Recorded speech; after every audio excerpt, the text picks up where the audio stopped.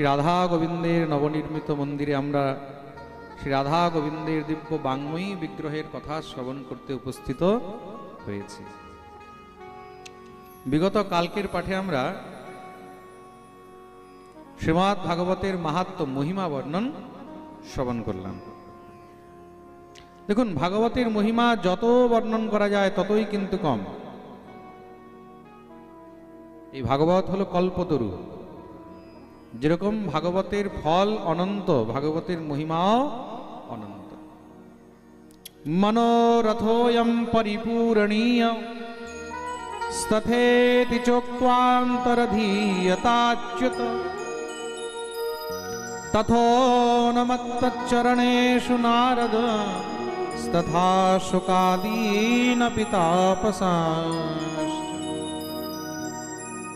দেবর্ষি নারদের কৃপায় এই দিব্য ভাগবতের মহিমা আমরা শুনতে পেলাম। কার কৃপায়? জোরে বলো।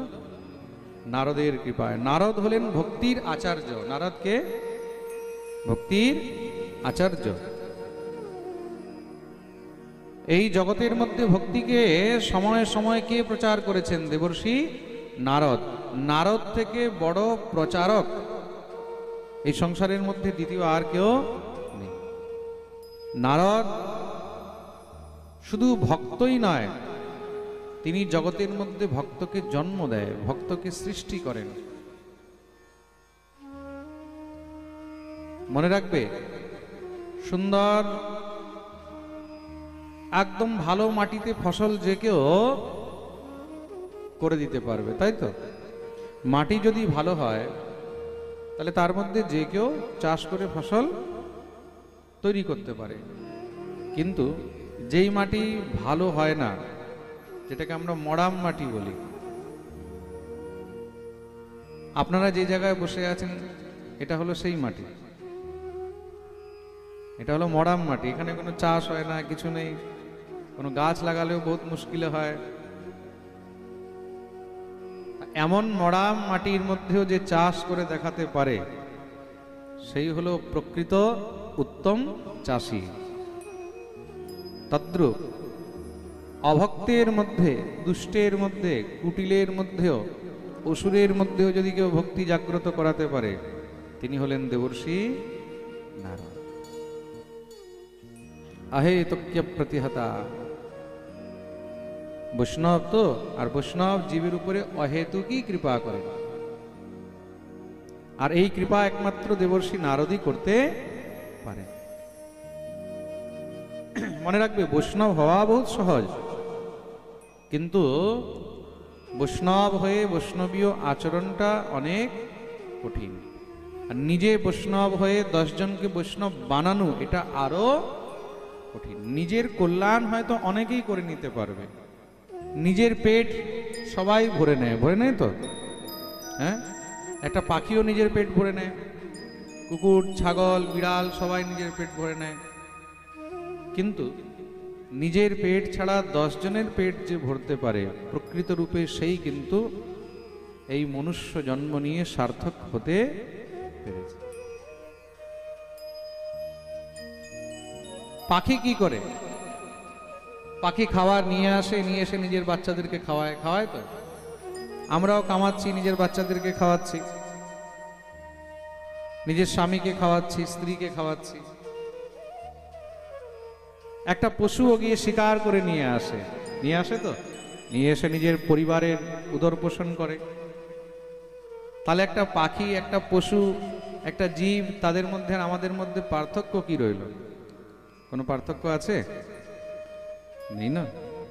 তা পার্থক্যটা কোন জায়গায়? যখন আমরা নিজে উপার্জন করে আরো অন্যান্য 10 জনের যাদের প্রয়োজন রয়েছে তাদের সেবা করতে পারবো। প্রেম সে বলো। আজ এই যে মন্দির নির্মাণ হচ্ছে, 2 বছর ধরে মন্দির নির্মাণের কাজ চলছে, আর প্রতিদিন এখানে 10 জন 20 জন করে লেবার মিস্ত্রি কাজ করছে। করছে তো? প্রতিদিন, প্রতিনিয়ত। আপনাদেরকে বললে আপনারা আশ্চর্য করবেন, আমাদের প্রতি সপ্তাহে শুধু লেবার পেমেন্ট 50,000 টাকা যেত, শুধু লেবার মিস্ত্রি পেমেন্ট এক সপ্তাহে। আমাদের ম্যানেজার আছে না সুকান্ত, ওকে জিজ্ঞাসা করবে সব হিসাবের খাতা। এইভাবেই 2 বছরে এত বিশাল মন্দির তৈরি হয়নি। তার মানে কি তারাও তো রোজগার পেয়েছে, কাজ পেয়েছে, পেয়েছে তো প্রতিনিয়ত। তার সঙ্গে এত যে জিনিস আসছে তাদেরও তো উপার্জনের ব্যবস্থা হচ্ছে। তো যখন আপনি ধর্মকে নিয়ে চলবেন তখন ধর্ম কি করে? ধর্ম আপনার সঙ্গে আরো হাজারো মানুষের জীবিকা চালায়। প্রেম সে বলো। এই যে অনুষ্ঠান হচ্ছে, এই অনুষ্ঠানের মধ্যে শতাধিক লোক কাজে লেগে রয়েছে, রয়েছে তো।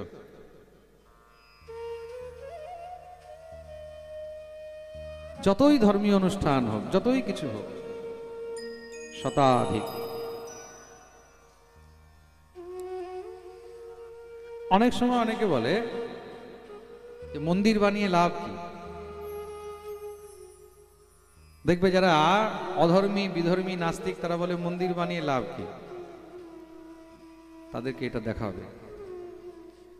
এই গ্রামের মানুষকে জিজ্ঞাসা করবে, লক্ষ্মীনারায়ণপুরের গ্রামের, যে মন্দির হওয়াতে কি লাভ হয়েছে।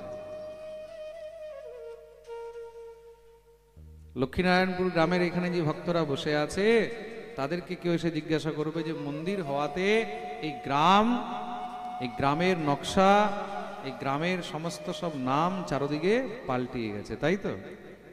হ্যাঁ, সবাই আজকাল দূর দূর থেকে সবাই জানে মন্দির কোথায় হচ্ছে। হ্যাঁ, লক্ষ্মীনারায়ণপুরে। কে কে আছে এখানে লক্ষ্মীনারায়ণপুর গ্রামের? একটু হাত উঁচু করো তো দেখি। তাই তো, নিজেদেরকে বলতেও তো গর্ব হয় যে আমাদের গ্রামের মন্দির। সবাই যখন জিজ্ঞাসা করে এত বিশাল মন্দির কোথায় হচ্ছে, লক্ষ্মীনারায়ণপুর। আরো একটা আপনাদেরকে খুব সুন্দর কথা বলি।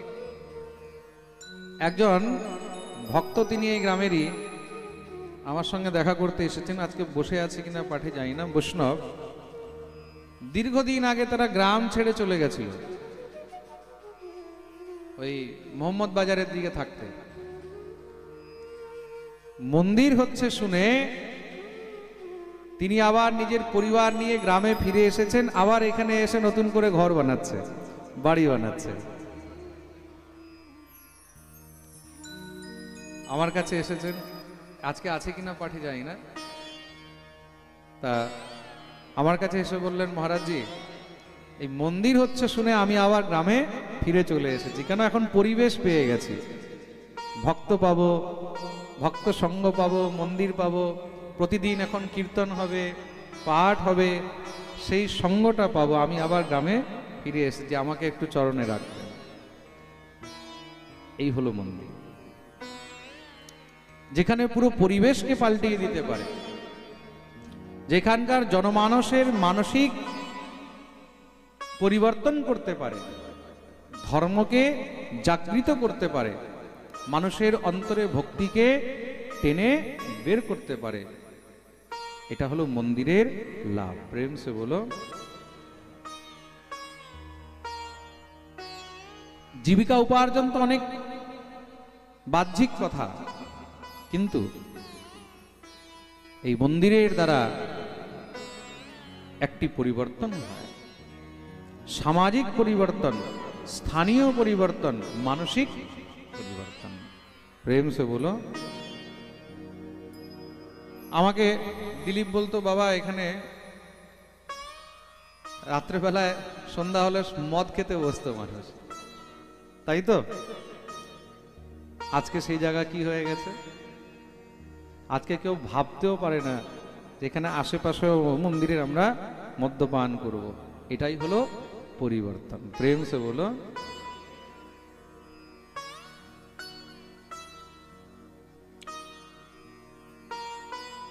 দেবর্ষি নারদ হলেন ভক্তির আচার্য।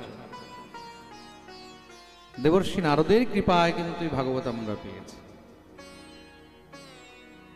আর এই ভাগবত যেই মুখ থেকে নিঃসৃত হয়েছে, সেই মুখটা কার? সেটা হলো শ্রী শুকদেব প্রভুর।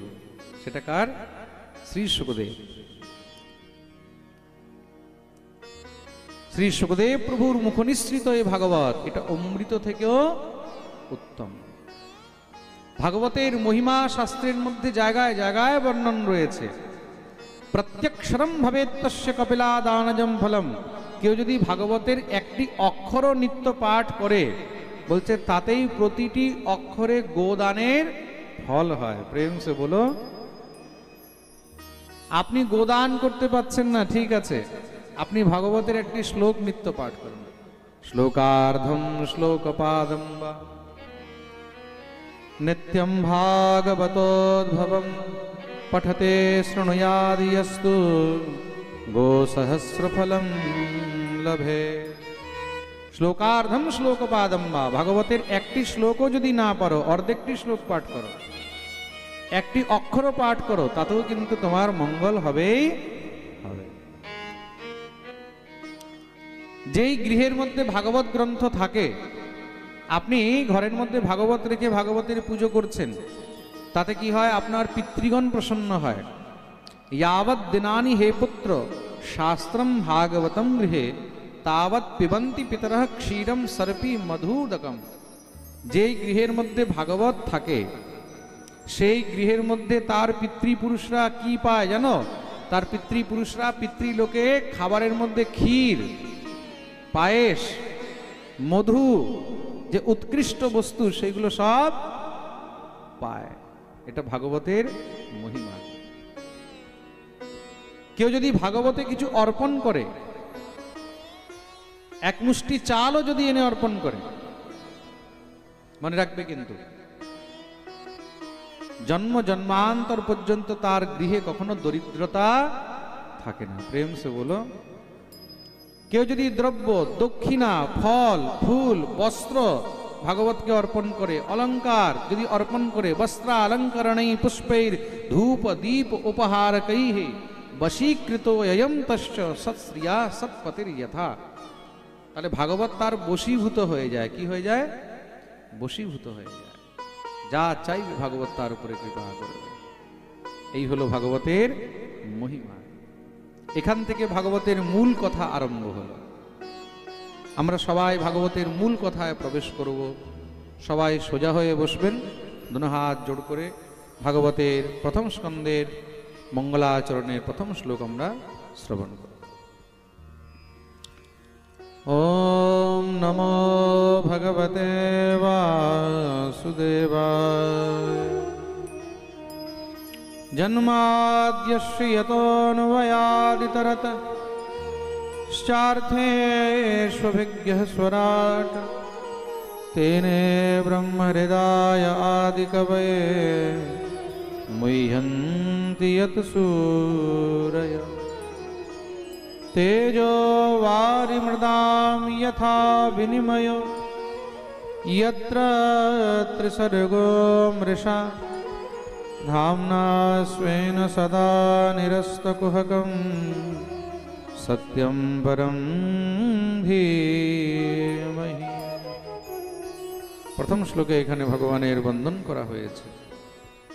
जन्माद्यस्य यतः, আমরা সেই ভগবানের বন্দন করি যার কখনো জন্মই হয়নি বা কখনো জন্ম হয় না। অহো নৃজন্মাখিল জন্ম শোভনম। ভগবানের কখনো জন্ম হয় না। তিনি আদি অনাদি, তিনি হলেন সৃষ্টির কর্তা, তার থেকে অখিল ব্রহ্মাণ্ডের জন্ম।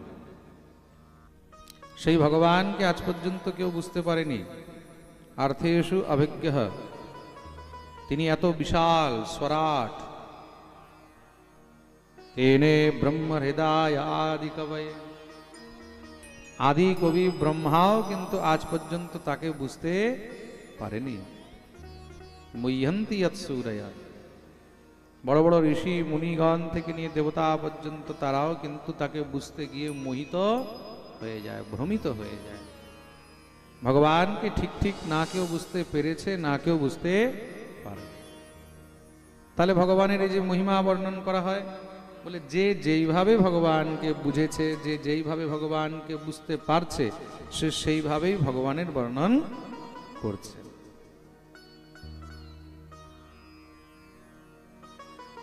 যে যেইভাবে বুঝেছে। যা কি রহি ভাবনা জैसी, जा की रही भावना जैसी, जा की रही भावना जैसी, जा की रही भावना जैसी, प्रभु मूरत देखी तिन तैसी, प्रभु मूरत देखी तिन तैसी, प्रभु मूरत देखी तिन तैसी, प्रभु मूरत देखी तिन तैसी। जाकी रही भावना जैसी, যার যেমন ভাবনা সে সেইভাবেই ভগবানকে দেখে। এক গ্রামে 4 অন্ধ ছিল। একবার সেই গ্রামে হাতি এসেছে। হাতিওয়ালা হাতি নিয়ে এসেছে, সবাই হাতি দেখতে বেরিয়েছে, চলো হাতি দেখতে যাব, হাতি দেখতে যাব। অন্ধদের ইচ্ছা হয়েছে আমরাও দেখতে যাব। অন্ধরাও বেরিয়েছে মহারাজ হাত ধরে ধরে হাতি দেখতে।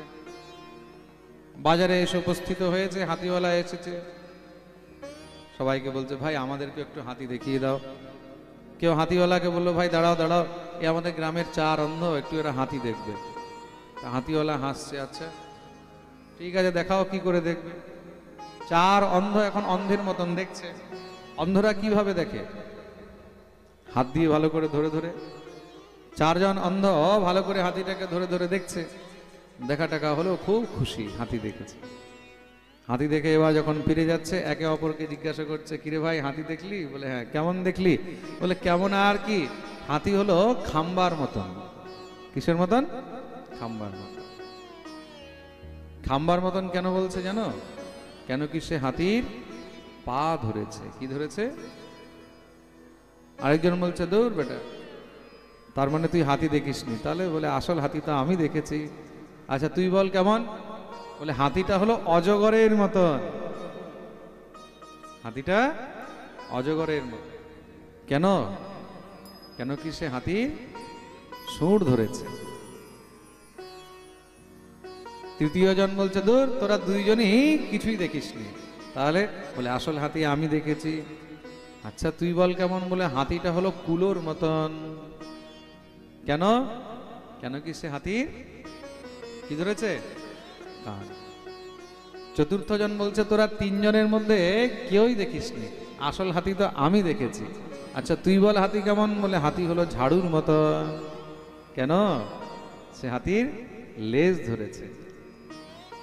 তা উভয়েই কিন্তু সত্য বলছে, কেউ মিথ্যা বলছে না। কেউ মিথ্যা বলছে? উভয়েই সত্য বলছে। কিন্তু যে যেইভাবে হাতিটাকে দেখেছে, যে যেইভাবে হাতিটাকে পেয়েছে, সে সেইভাবেই কিন্তু তার বর্ণন করেছে। তদ্রূপ হলো ভগবান। ভগবানকে যে যেইভাবে দেখেছে, যে যেইভাবে অনুভব করেছে। অনুভব, অনুভব মানে কি? অনুপশ্চাৎ ভবতি ইতি অনুভবঃ। পশ্চাতে ভবতি, আগে ক্রিয়া ঘটিত হয়েছে, তারপরে যখন তার অনুভব হলো, ঘটনা ঘটিত হয়ে গেছে, অভিজ্ঞতা হলো, সেটা হলো অনুভব। যে যেইভাবে ভগবানকে দেখেছে, যে যেইভাবে ভগবানকে পেয়েছে, সে সেইভাবেই ভগবানের বর্ণন করে দিয়েছে। কেউ বলছে ভগবান সাদা, কেউ বলছে ভগবান কালো, কেউ বলছে ভগবান লাল, কেউ বলছে ভগবান হলুদ, বলছে তো হ্যাঁ। তা जाकी रही भावना जैसी, प्रभु मूरत देखी तिन तैसी। কেউ বলছে ভগবান নাটা, কেউ বলছে না না ভগবান লম্বা।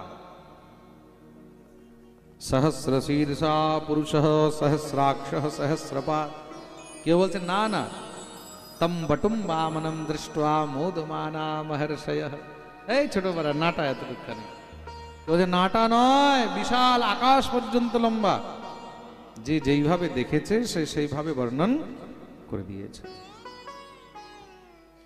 তার জন্য ভগবানকে কিভাবে বুঝবে বলে একমাত্র ভগবানকে সত্যের মধ্যেই বোঝা উচিত। কেন? তিনিই হলেন সত্য। যেখানে সত্য আছে সেখানেই ভগবান আছে। সত্যম পরম ধীমহি, বলিয়ে সত্য স্বরূপ ভগবান কি জয়। তৎপশ্চাৎ ভাগবত ভগবানকে বন্দন করা হয়েছে। নিগমকল্পতরোর্গলিতম ফলম শুকমুখাদ অমৃতদ্রব সংযুতম পিবত ভাগবতম রসমালয়ম মুহুরহো রসিকা ভুবি ভাবুকা। तत्पश्चात नरनारायण भगवान के, सरस्वती के और महर्षि वेदव्यास के बंदन करा हुए। नारायणं नमस्कृत्य नरं चैव नरोत्तमं देवीं सरस्वती व्यासं ततो जयमुदीरये। नरनारायण भगवान के बंदन करा हलो। भगवती सरस्वती के बंदन करा হয়েছে। যেই কোনো শুভ কার্য যখন আরম্ভ করা হয়, গ্রন্থ লেখা হয়, তখন সেখানে প্রথমে ভগবতী সরস্বতী, বিদ্যার দেবী, বুদ্ধির দেবীকে প্রণাম করা হয়েছে। মাই ভগবতী শারদা, মাই ভগবতী शारदा माई भगवती शारदा, हुमाई भगवती शारदा माई भगवती शारदा, माई भगवती शारदा विद्यादानी भगवती तो विद्यादायिनी भगवती। वाणी तुम ब्रह्माणी तुम हो, वाणी तुम ब्रह्माणी तुम हो, वाणी तुम ब्रह्माणी तुम हो, वाणी तुम ब्रह्माणी तुम हो, वीणावादिनी शारदा, वीणावादिनी शारदा माई भगवती शारदा, माई भगवती शारदा विद्यादायिनी नारायणी तुम, विद्यादायिनी नारायणी माई भगवती शारदा, भगवती शारदा, भगवती शारदा। बोलिए सरस्वती मैया। তৎপশ্চাৎ মহর্ষি বেদব্যাসকে বন্দন করা হয়েছে। এখন প্রশ্ন আসলো, এই মহর্ষি বেদব্যাস ভাগবতের রচনা কিভাবে করলেন? এই ভাগবতের মধ্যে ভগবানের 24 অবতারের বর্ণন করেছেন। কত অবতার?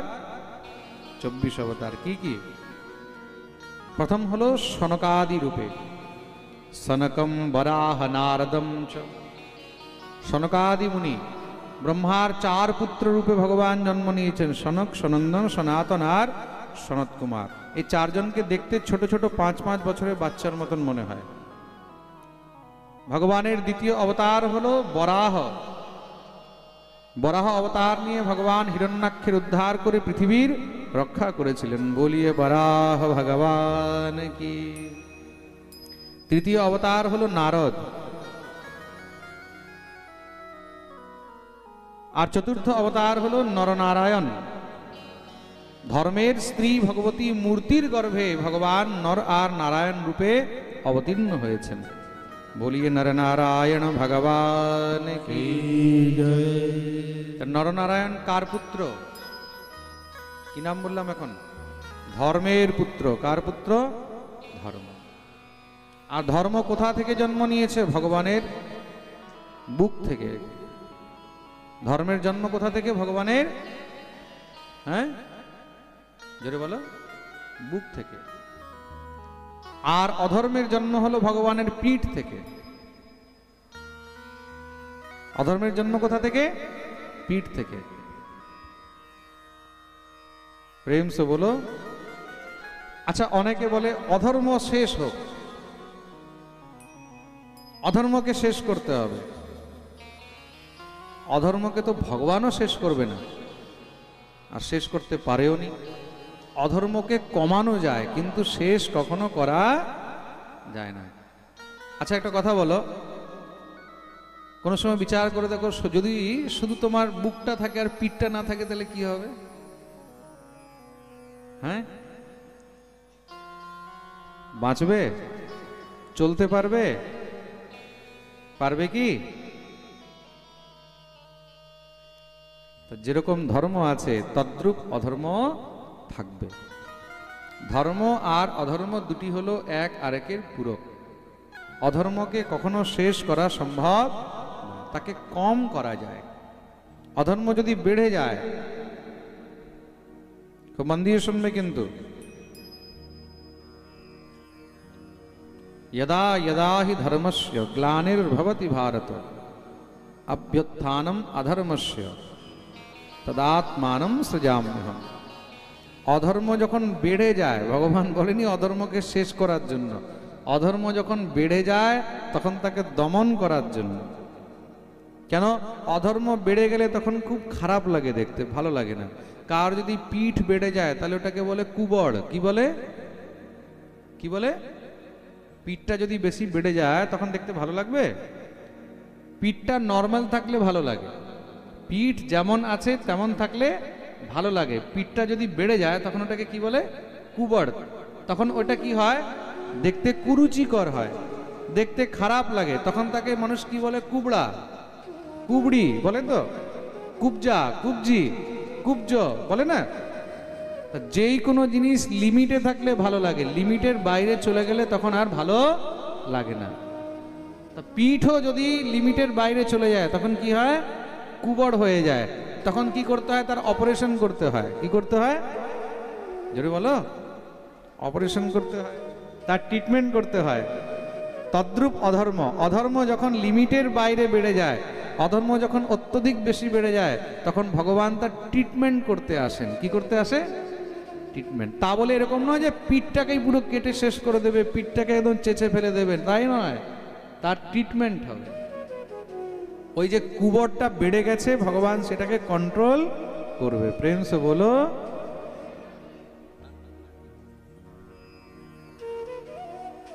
তৎপশ্চাৎ ভগবান কপিল রূপে অবতার নিলেন। কপিলের পরে দত্তাত্রেয়, দত্তাত্রেয়ের পরে যজ্ঞ রূপে, যজ্ঞের পরে ঋষভদেব, ঋষভের পরে পৃথু, পৃথুর পরে মৎস্য, মৎস্যের পরে কূর্ম, তারপরে ধন্বন্তরী, ধন্বন্তরীর পরে মোহিনী, তারপরে নরসিংহ অবতার, নৃসিংহের পরে বামন, তারপরে পরশুরাম, তারপরে মহর্ষি বেদব্যাস, তারপরে রাম, তারপরে বলরাম, তারপরে শ্রীকৃষ্ণ, তারপরে কলিতে বুদ্ধ, আর কলির অন্তে হবে কল্কি অবতার। আর দুটি অবতার গৌণ রয়েছে, হংস আর হয়গ্রীব অবতার। এবার প্রশ্ন আসলো, মহর্ষি বেদব্যাস এই ভাগবতের রচনা কিভাবে করলেন, কখন করলেন? কস্মিন যুগে প্রবৃত্তেয়ম স্থানে বা কেন হেতুনা কুতঃ সঞ্চোদিতঃ কৃষ্ণ কৃতবান সংহিতাম মুনি। কোন যুগে, কোন সময়ে, কিভাবে মহর্ষি বেদব্যাস এই ভাগবতের রচনা করলেন? শ্রী সুতজি মহারাজ বর্ণন করছেন। দ্বাপরে সমনুপ্রাপ্তে তৃতীয়ে যুগ পর্যায়ে জাতঃ পরাশরাদি যোগী বাসব্যাম কলয়া হরে। দাপর যুগে, দাপরের অন্তে মহর্ষি পরাশরের পুত্র বেদব্যাস কার পুত্র? মহর্ষি পরাশরের পুত্র। ব্যাসম বশিষ্ঠ নপ্তারম শক্তির পৌত্রম কলমশঃ পরাশরাত্মজম বন্দে শুকতাত তপোনিধিম। মহামুনি বশিষ্ঠ, বশিষ্ঠের পুত্র শক্তি, শক্তির পুত্র পরাশর, পরাশরের পুত্র হলেন বেদব্যাস, আর বেদব্যাসের পুত্র হলেন শ্রী শুকদেব মুনি। তা শুকদেবের পিতা, শুকদেবের বাপ, সেই মহর্ষি বেদব্যাসের চরণে আমরা প্রণাম জানাই। আর বেদব্যাসের জন্ম কিভাবে হয়েছে এটাও কিন্তু অদ্ভুত কথা, খুব মন দিয়ে শুনবে।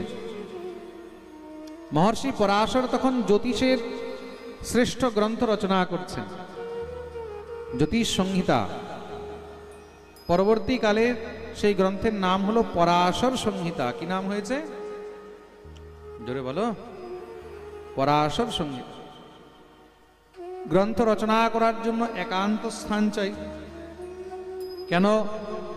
বেশি জনমানুষের মধ্যে, ভিড়ভাড়ের মধ্যে, ঘরের কেচকেচের মধ্যে তখন কিন্তু চিন্তন ঠিক থাকে না।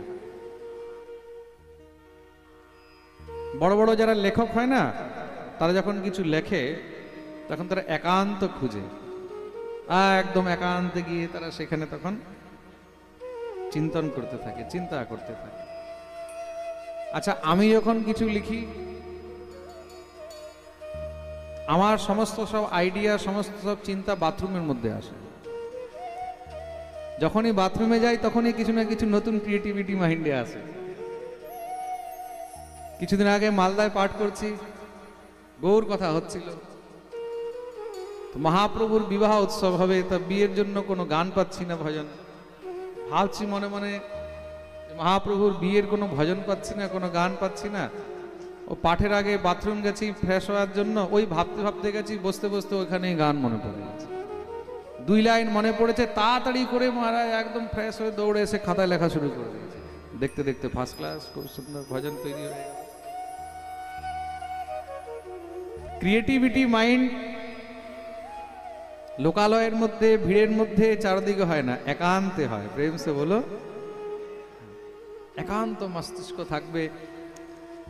তো মহর্ষি পরাশর বিচার করলেন একান্তে কিভাবে করা যায়। তখন তিনি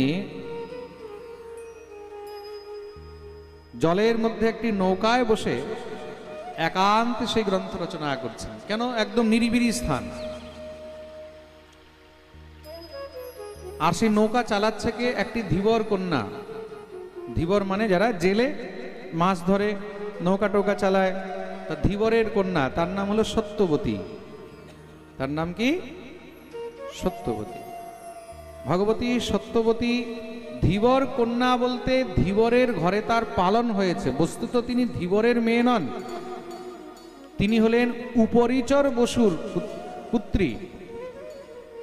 খুব মন দিয়ে শুনবে কিন্তু, তিনি উপরিচর বসুর পুত্রী। উপরিচর বসুর তেজ একটি মৎস্য গ্রহণ করে, সেই মৎস্যের গর্ভের মধ্যে তার জন্ম হয়। তার জন্য তার আরেকটি নাম ছিল মৎস্যগন্ধা। তার শরীর থেকে মাছের মতন গন্ধ বেরোত, দেখতে পরম সুন্দরী ছিল।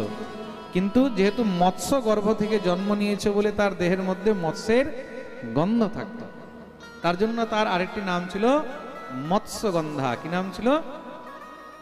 ভগবতী সত্যবতী নৌকা চালাচ্ছেন, মহর্ষি পরাশর গ্রন্থ লিখছেন। হঠাৎ করে মহর্ষি পরাশর একদম চমকে উঠলেন, সত্যবতীর দিকে তাকিয়ে।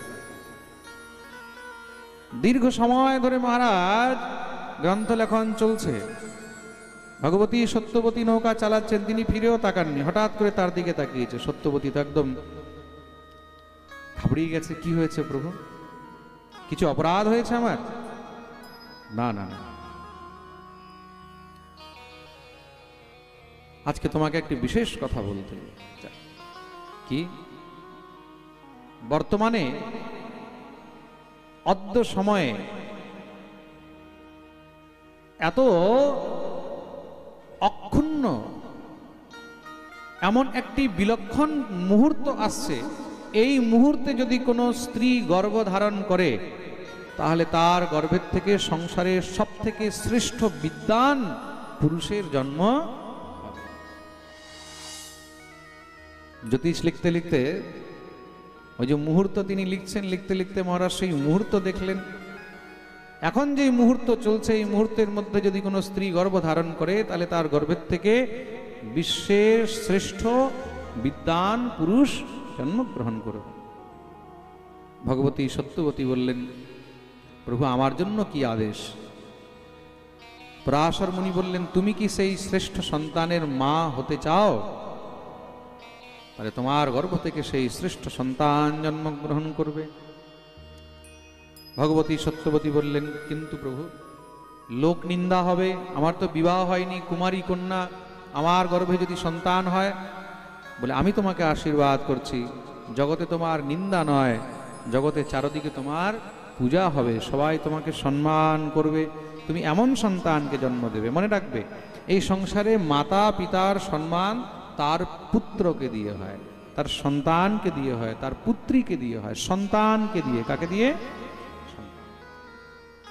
তার পুত্র যদি উৎকৃষ্ট হয় বা তার পুত্রী যদি উৎকৃষ্টা হয়, তাহলে সেই মাতা পিতার সম্মান সমাজের মধ্যে আরো বেড়ে যায়। প্রেম সে বলো।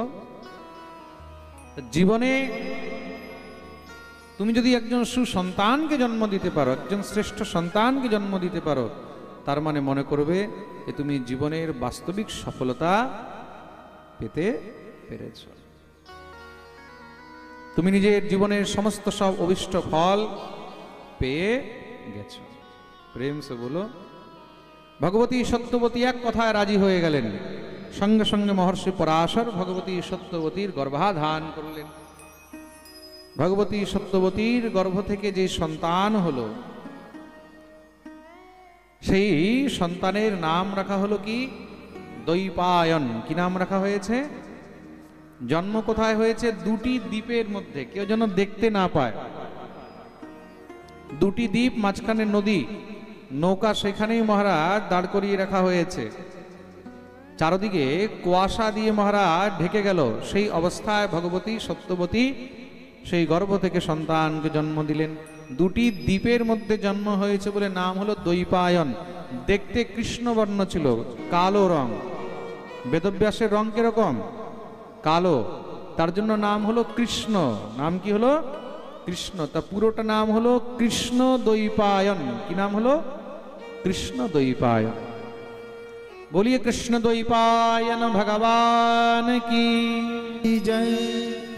আর সেই মহর্ষি শ্রী কৃষ্ণ দৈপায়ন তিনি পরবর্তীকালে বেদের রচনা করলেন। বেদকে 4টি ভাগ করে তাকে লিখলেন, লিপিবদ্ধ করলেন। পূর্বে কিন্তু বেদ লিপিবদ্ধ ছিল না, বেদ শ্রুতি মাধ্যম ছিল। মানে আগে বেদ এদিকে মুখে পড়ানো হচ্ছে আর শুনে মুখস্থ করা হচ্ছে, কিন্তু পরবর্তীকালে মহর্ষি বেদব্যাস সেটাকে লিপিবদ্ধ করলেন, পুরাণ লিখলেন। তা যিনি বেদের বিস্তার করেছে, ব্যাস করেছে, ব্যাস মানে বিস্তার, তার জন্য তার নাম হলো বেদব্যাস। বেদের ব্যাস মানে বিস্তার করেছেন বলে নাম হলো বেদব্যাস। বলিয়ে বেদব্যাস ভগবান কি জয়। বেদের 4টি ভাগ করলেন। কি কি? ঋগ যজু সাম অথর্বাখ্যাম বেদশ্চত্বার উদ্ধৃতাঃ। ঋগ্বেদ, যজুর্বেদ, সামবেদ, অথর্ববেদ। তত্রবেদ ধরঃ পৈলঃ। ঋগ্বেদের আচার্য বানালেন নিজের শিষ্য পৈল ঋষিকে। কাকে বানালেন? জোরে বলো। পৈল ঋষি নিজের 4 শিষ্যকে 4টি বেদের আচার্য বানালেন। সামগো জৈমিনী কপিহি। সামবেদের আচার্য বানালেন জৈমিনী মুনিকে। জৈমিনীকে সামবেদ পড়ালেন, পৈল মুনিকে ঋগ্বেদ পড়ালেন। আর বৈশম্পায়ন এবেকৌ, যজুর্বেদ পড়ালেন বৈশম্পায়ন মুনিকে। তৎপশ্চাৎ সুমন্ত মুনিকে পড়ালেন অথর্ববেদ। কি পড়ালেন? অথর্ববেদ। এই 4 শিষ্যকে 4 বেদের আচার্য বানালেন। তারপরে কি করলেন? পুরাণের রচনা করলেন, 17টি পুরাণ লিখলেন। আর পুরাণের আচার্য কাকে বানালেন? ইতিহাস পুরাণানাম পিতামেরো মহর্ষণ। শ্রী সুতজি মহারাজ বলছেন, মহর্ষি বেদব্যাস যে ইতিহাস পুরাণ রচনা করলেন, সে ইতিহাস পুরাণের বক্তা আচার্য বানালেন আমার পিতা মহর্ষি রোমহর্ষণকে। কাকে বানিয়েছেন? রোমহর্ষণ, সুতজি মহারাজ। রোমহর্ষণ নাম কেন ছিল? বলে তিনি যখন পাঠ করতেন, তার পাঠ শুনে সমস্ত শ্রোতাদের এক একটি রোম হর্ষিত হয়ে যেত, তার জন্য নাম হলো রোমহর্ষণ। আর সেই রোমহর্ষণের পুত্র হলেন উগ্রশ্রবা, তার পুত্রের নাম কি? উগ্রশ্রবা। আর সেই উগ্রশ্রবা সুতজি মহারাজ এইখানে এই ভাগবত শ্রবণ করাচ্ছেন। কাদেরকে? শৌনকাদি মুনিদেরকে। বলিয়ে সুতজি মহারাজ কি। এত সব কিছু রচনা করেও কিন্তু মহর্ষি বেদব্যাসের মনে শান্তি হলো না। এখনো মনে হচ্ছে বোধহয় কিছু বাকি আছে। নিজের আশ্রমে খুব চিন্তিত হয়ে বসে রয়েছেন। বেদব্যাসের আশ্রম কোথায়? ব্রহ্মনদ্যাম সরস্বত্যাম আশ্রমঃ পশ্চিমে তটে সম্যপ্রাস ইতি প্रोक्त ঋষীণাং সত্রবর্ধন। ব্রহ্মনদ্যাম সরস্বত্যাম আশ্রমঃ পশ্চিমে তটে। ব্রহ্ম নদী সরস্বতীর পশ্চিম তটে মহর্ষি বেদব্যাসের আশ্রম। সেই আশ্রমের নাম হলো সম্যপ্রাস। আশ্রমের নাম কি? জোরে বলো। সম্যপ্রাস। চবনপ্রাস নয় কিন্তু। ঠান্ডার দিন এসে গেছে তো এখন আবার চবনপ্রাসের কথা বেশি মনে। প্রেম সে বলো। বলো না, আরো জোরে, আরো জোরে, আরো জোরে। যারা পিছনে আছে দোনো হাত তুলে জয় জয় শ্রী রাধে।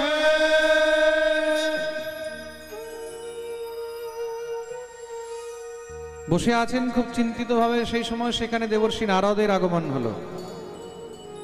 নারায়ণ নারায়ণ নারায়ণ নারায়ণ। নারদকে দেখে সঙ্গে সঙ্গে দৌড়ে গিয়ে প্রণাম করেছেন, উচ্চ আসন দিয়ে বসিয়েছেন, পুজো অর্চনা করলেন।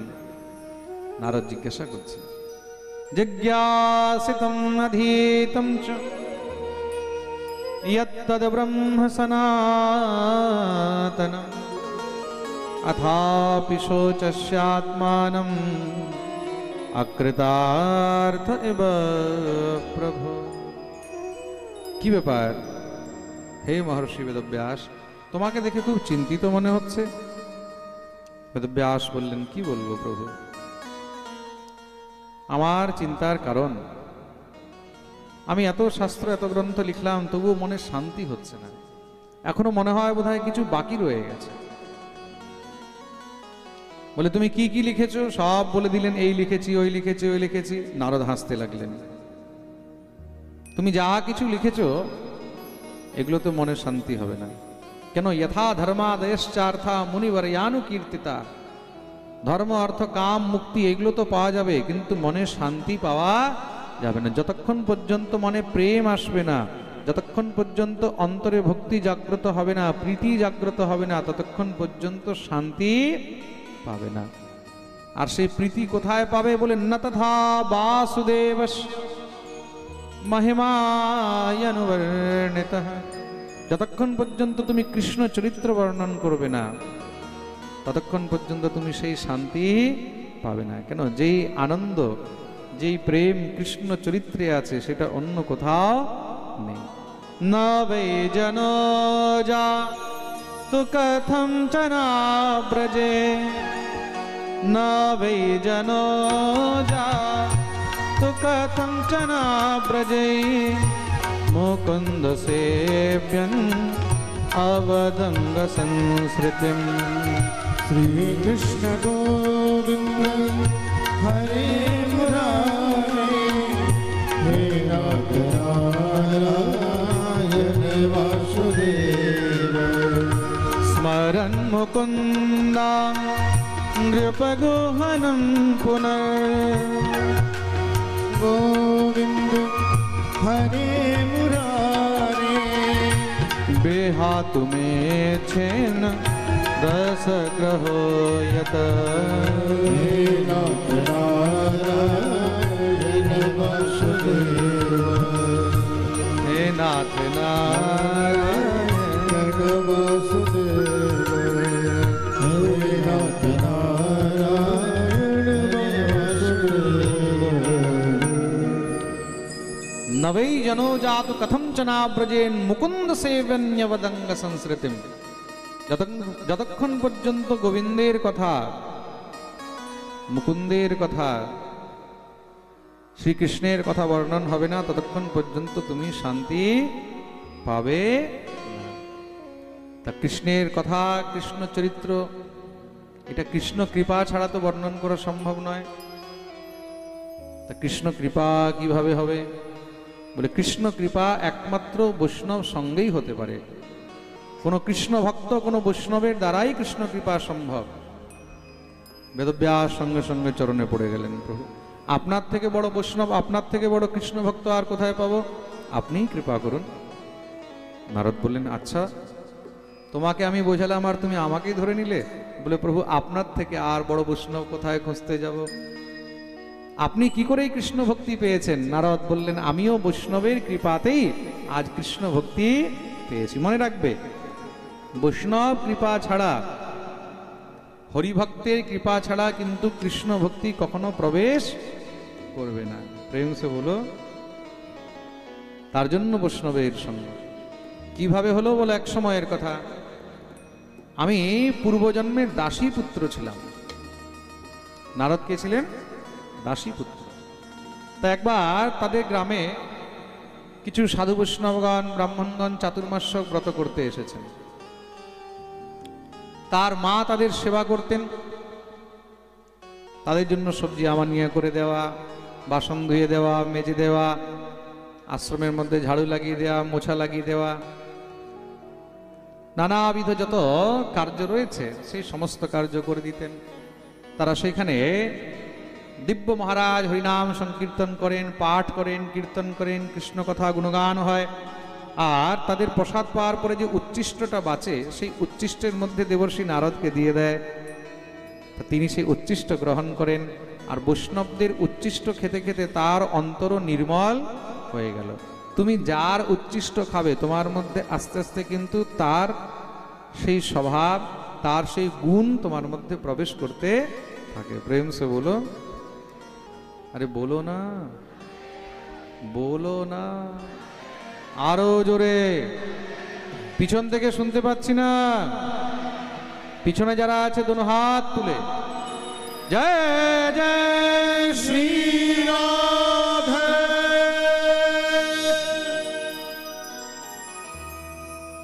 দেখতে দেখতে মহারাজ 4 মাস পেরিয়ে গেল। নারদের অন্তরে এত ভক্তি জাগ্রত হয়েছে, তিনিও তাদের সঙ্গে যেতে লেগেছেন। আমিও সঙ্গে যাব, আমিও সঙ্গে যাব। সাধুরা বললেন, না না না, এখন না, তুমি পরে আসবে। কেন? তোমার মা আছে তো, আর মাকে তুমি একা ছেড়ে আসবে, তাহলে তোমার মাকে কে দেখবে? তুমি আগে মাতৃঋণ থেকে উদ্ধার হও। দেবর্ষি নারদ মনে মনে বিচার করছেন, যদি আমার মা না থাকতো তাহলে আর আজকে আমার রাস্তায় কোনো বাধা থাকতো না। এটা হলো প্রেম। যখন প্রেম হয় না, তখন মাঝখানে যে আসবে তাকেই বাধা মনে হয়। প্রেম সে বলো। প্রেমের মধ্যে মাঝখানে যেই আসবে তাকে বাধা মনে হয় তখন। তো ভগবানের সঙ্গে নারদের প্রেম হয়ে গেছে, এখন মাকেও বাধা মনে হচ্ছে। আর দেখো ভগবত ইচ্ছা, একদিন তার মা গরুর দুধ দুইয়ে সন্ধ্যাবেলায় যখন ঘরে ফিরছে, একটি সর্প তাকে দংশন করেছে, সেখানেই তার মৃত্যু হয়ে গেল। মায়ের মৃত্যু হয়েছে, কাঁদা উচিত, নারদ তো নৃত্য করছে। আহা, মায়ের সমস্ত সব সংস্কার করেছে, কিন্তু মনে আনন্দ কিসের? বলে, যার যাওয়ার ছিল সে চলে গেছে, কিন্তু আমি এখন মুক্ত হয়ে গেলাম, আমি এখন আনন্দে হরিভজন করতে পারবো, আর মাঝখানে কোনো বাধা নেই। দেবর্ষি নারদ দিব্য আনন্দে ভগবানের ভজন করছেন, হরিনাম করে বেড়াচ্ছেন, কিন্তু তবুও ভগবান দর্শন দিচ্ছে না। ঘোর মহারাজ সাধনা করছে, ভগবান দর্শন দিচ্ছেন না। নারদ অন্তত ভাবলেন, আমি নিজের দেহ ত্যাগ করে দেব, নিজের শরীর ত্যাগ করে দেব। যখনই বিচার করেছেন সঙ্গে সঙ্গে আকাশবাণী হলো, আরে বৎস, এই দেহ কখনো ত্যাগ করবে না। কেন? আত্মহত্যা হলো সব থেকে বড় পাপ। এর থেকে বড় পাপ সংসারে আর কিছু নেই। মনে রাখবে, এই জন্মে তুমি আমার দর্শন পাচ্ছ না, কিন্তু আগামী জন্মে তুমি নিত্য আমার দর্শন পাবে।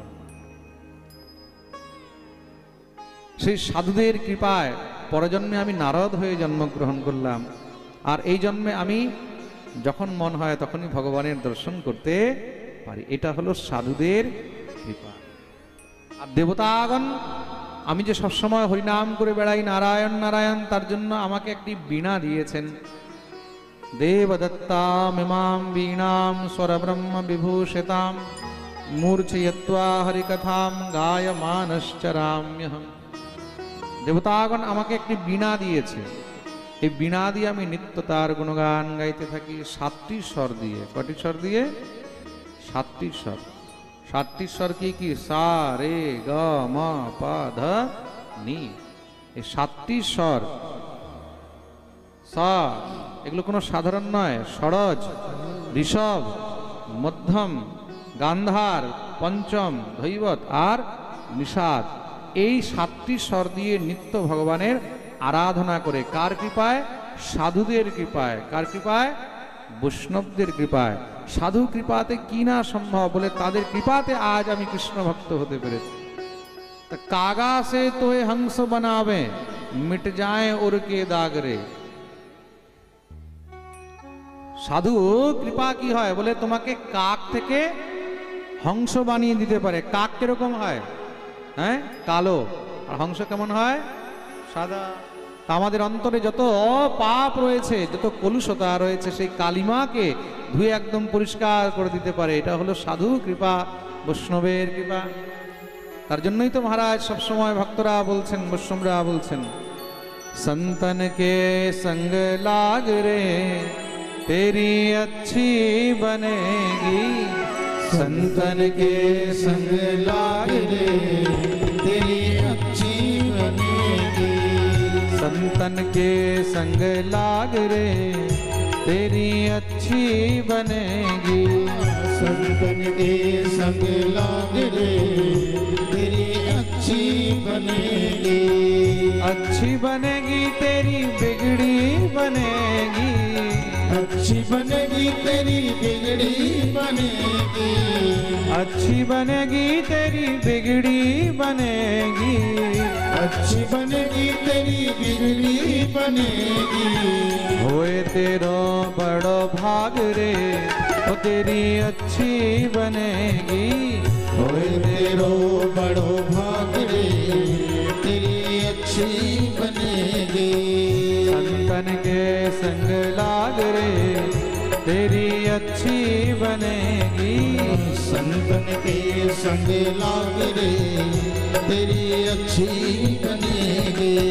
दोनों हाथ तुले ताली सेवा करे हरि।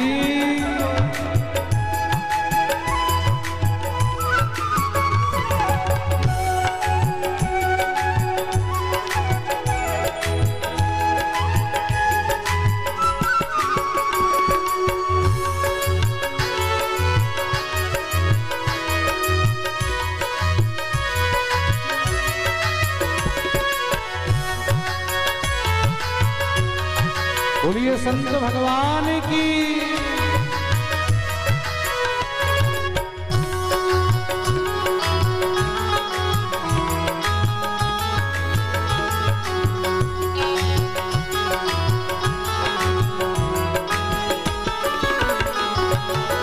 ध्रुव जी की बन गई, प्रहलाद जी की बन गई। ध्रुव जी की बन गई, प्रहलाद जी की बन गई। ध्रुव जी की बन गई, प्रहलाद जी की बन गई। ध्रुव जी की बन गई, प्रहलाद जी की बन गई। आहा, এই সাধু কৃপায় বৈষ্ণব কৃপায় কার কার কি হয়েছে? বলে ধ্রুবজি কি বন গই, ধ্রুবের উদ্ধার হয়ে গেল, তাই তো? প্রহ্লাদের উদ্ধার হয়ে গেল, হ্যাঁ, অজামিলের উদ্ধার হয়ে গেল। সব কার কৃপায়? সাধু কৃপায়। ध्रुव जी की बन गई प्रहलाद जी की बन गई, ध्रुव जी की बन गई प्रहलाद जी की बन गई, प्रहलाद जी की बन गई, प्रहलाद जी की बन गई, प्रहलाद जी की बन गई, प्रहलाद जी बन गई, प्रहलाद जी की बन गई, प्रहलाद जी की बन गई, प्रहलाद जी की बन गई, प्रहलाद जी बन गई, ध्रुव जी की बन गई, प्रहलाद जी की बन गई, ध्रुव जी की बन गई, प्रहलाद जी की बन गई। हरि सुमिरन में लाग रे तो तेरी अच्छी बनेगी, हरि सुमिरन में लाग रे तेरी अच्छी बनेगी, संतन के संग लाग रे तो तेरी अच्छी बनेगी, संतन के संग लाग रे तेरी अच्छी बनेगी।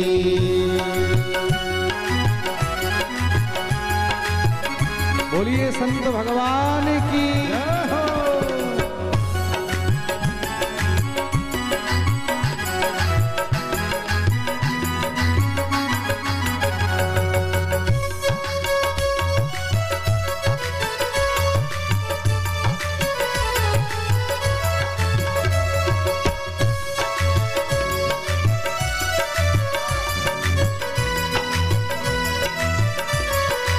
দেখো ওকে কেউ কিন্তু ডিস্টার্ব করবে না, নৃত্য করছে নাচতে দাও, নাচতে দেবে, ঠিক আছে? অনেক সময় কি হয়, অনেকের ভিতরে ইচ্ছা থাকে, আমি একবার পাঠ করছি সেই উত্তরপ্রদেশে ম্যানপুরিতে, তা আমি ভজন গাইছি, ভজনের মধ্যে আমি নাচতে মানা করেছি, তা সামনে দেখছি একজন বসে যখন গান বাজছে ও এরকম করছে,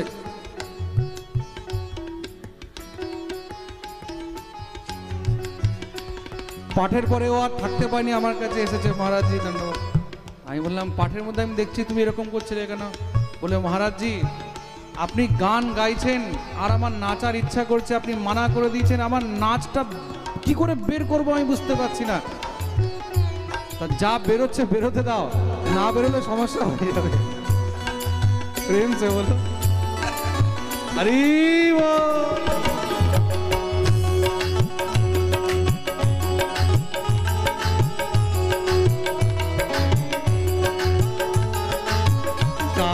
से तोए हंसा बनावे, काका से तोहे हंसा बनावे, कागा से तोहे हंसा बनावे, काका से तोहे हंसा बनावे, हंसा बनावे, हाँ हंसा बनावे, हंसा बनावे, हंसा बनावे, हंसा बनावे, रुद्र हंसा बनावे, हंसा बनावे, रुद्र हंसा बनावे, कागा से तोहे हंसा बनावे, काका से तोहे हंसा बनावे, मिट जाए उर के दाग रे तो तेरी अच्छी बनेगी, मिट जाए और के दाग रे तेरी अच्छी बनेगी, संतन के संग लाग रे तो तेरी अच्छी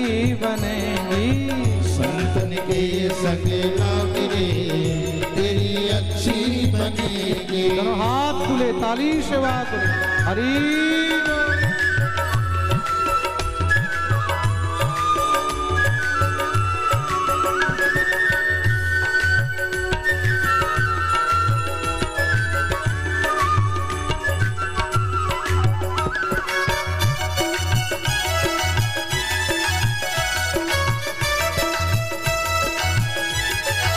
দেখো কৃপা কি জিনিস, জীবনে গুরু কৃপা সাধু কৃপা কতটা প্রয়োজন। একবার একটি হাঁসের বাচ্চা খেলতে খেলতে কাদার মধ্যে পড়ে গেছে, তা কাদার মধ্যে যখন পড়ে গেছে মহারাজ, কাদার মধ্যে এবার ডলডল করতে করতে কি হয়েছে, পুরো গায়ে কাদা লেগে গেছে, কাদার কালিমায় শরীরের রং কালো হয়ে গেছে, তা বাকি হংসরা তাকে ছেড়ে দিয়েছে, কালো হয়ে গেছে, আমাদের জাত থেকে বেরিয়ে গেছে। তা কিছু কাকের দল যখন তাকে দেখেছে কাকের দল তাকে নিজের দিকে টেনে নিয়েছে। এক সমাজ যখন কাউকে বের করে দেয় তখন অন্য সমাজ তাকে টানার চেষ্টা করে। খুব মন দিয়ে শুনবে কিন্তু। তার জন্য জীবনে নিজের সমাজের কাউকে ঘৃণা করতে